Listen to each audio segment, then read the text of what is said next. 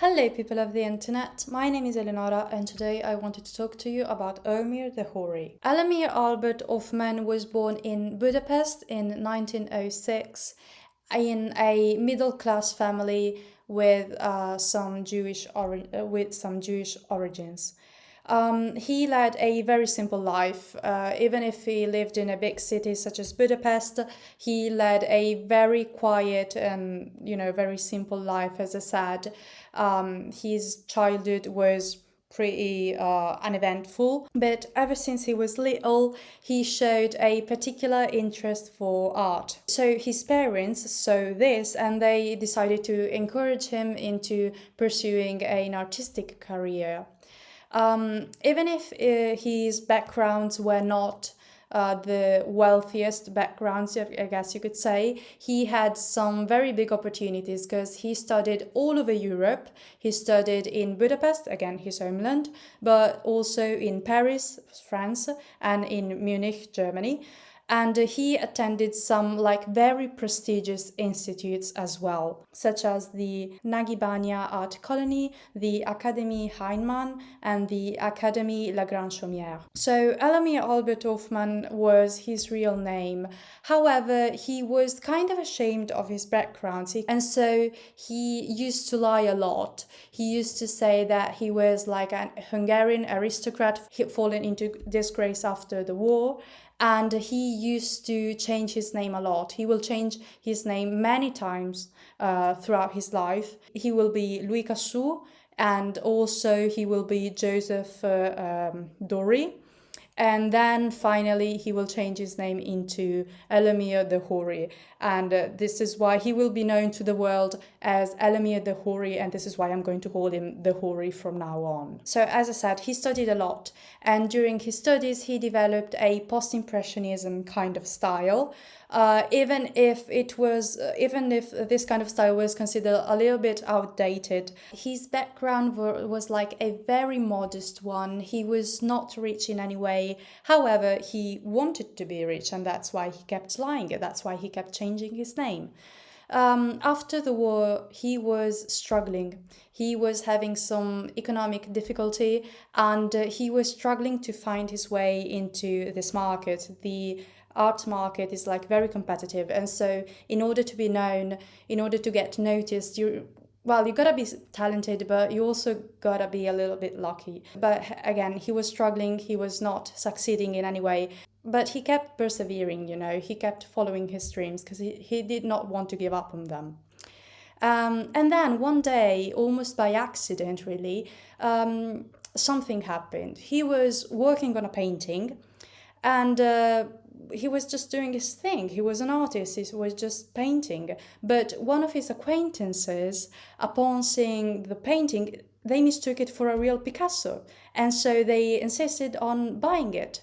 And de Hory said yes, of course, he needed the money. And so he said yes, he just sold it to them.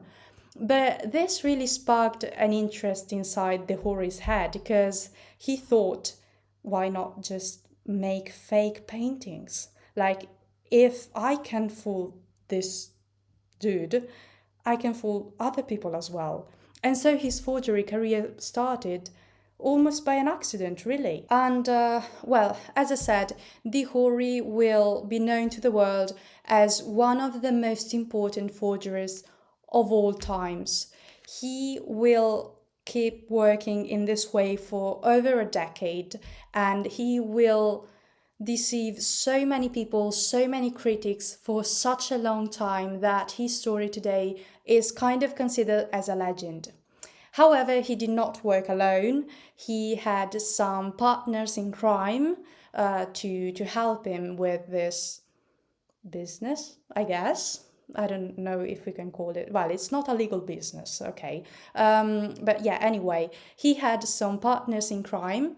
One of them being Fernand Legros, who helped him sell his pieces all over the world for, again, many, many years. How did de Hory manage to fool these many people for such a long time? Because, this is quite hard to believe, and yet it is a true story. Well, first of all, his skills were great. He was fantastic at art. He was great at replicating someone else's paintings. In particular, he specialized in Picasso, Matisse, and Modigliani. He used to study their paintings almost like in an obsessive kind of way. He was studying and analyzing their brush strokes, their color palette, their techniques, their forms, and this inevitably led to him being like an expert in Picasso, Matisse, and Modigliani,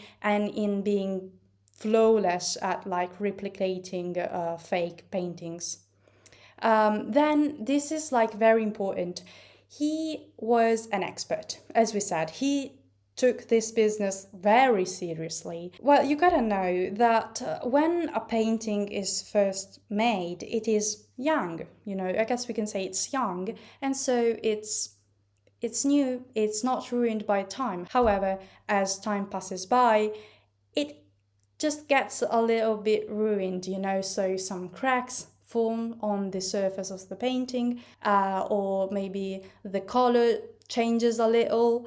And then, most importantly, there's this thing called patina that forms on a painting, on the surface of a painting throughout the time. With time, it's only natural, you know.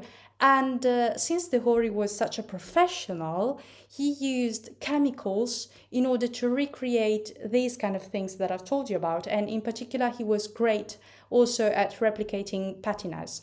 His patinas were artificially created, but still they worked, and they were good enough to fool critics all over the world, even renowned critics.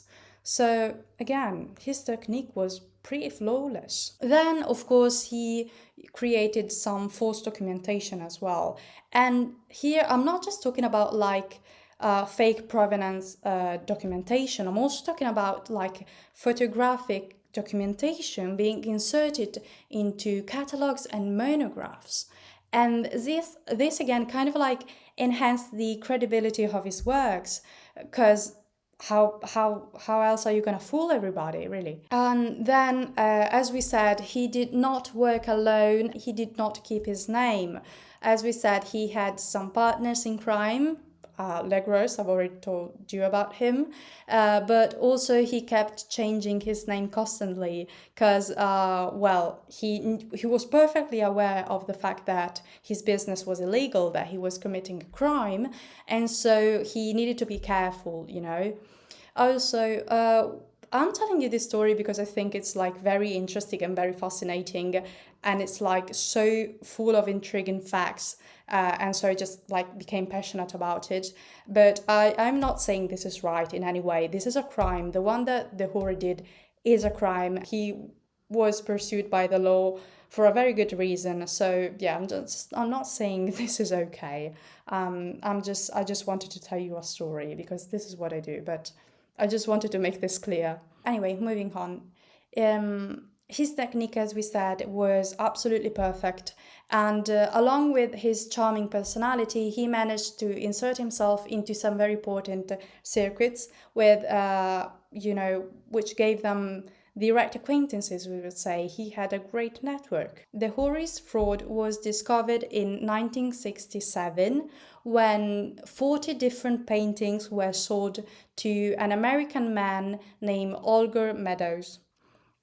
Problem is, all of these paintings again were discovered as fakes, and so de Hory was forced to flee to the United States, and then he was forced to flee to Ibiza, where he was briefly jailed, also because he was homosexual. Once his empire fell, he decided to tell his story, and so he became famous to the world as, again, one of the biggest forgers of all times, but also thanks to a book called Fake by Clifford Irving, and thanks to a documentary film called F for Fake by Orson Welles. Anyway, so this is the end of de Hory's story. However, as we said, his work had like a very important impact on the art market, because it raised a couple of questions, you know.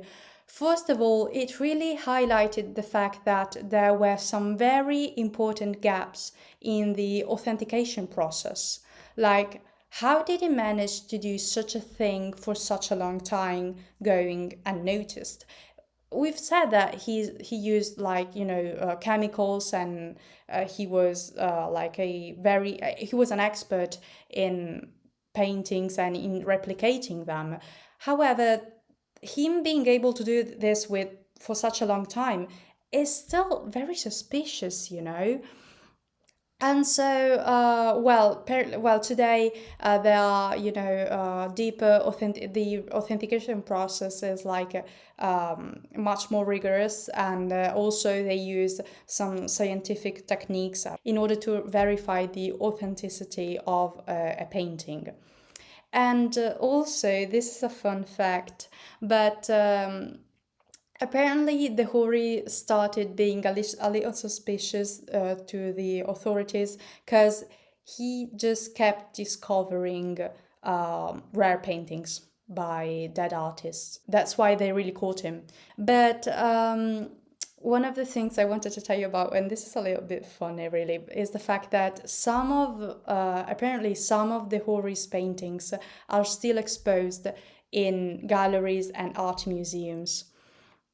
And this is because, in order to convince a museum to take a painting off a wall, you really gotta have some proof of the fact that that painting is fake. Thing is, it's not that easy. It's not an easy process proving that a certain painting is not real, is not authentic. And so museums don't really take their paintings off the wall unless they are like 100% sure. And since it's hard to prove it, there's some good chance that some of the Houri's works can still be found in galleries and in museums, which I think is like pretty absurd to imagine. And also, this is like a very unbelievable kind of story because, again, the fact that this man went on doing this for such a long time, going almost unnoticed by everyone, it's really big, really. You just wonder how that's even possible, but somehow it was, because, as I said, this is a real story. And since I thought it was so fascinating, I thought I'd tell you about this. And yeah, that's all I wanted to tell you about the Hory's life and about this unbelievable story. If you have any suggestions, please let me know down below. And yeah, thank you for watching my video. Thank you for staying with me. It was very kind of you. And I'll see you in the next one. Bye.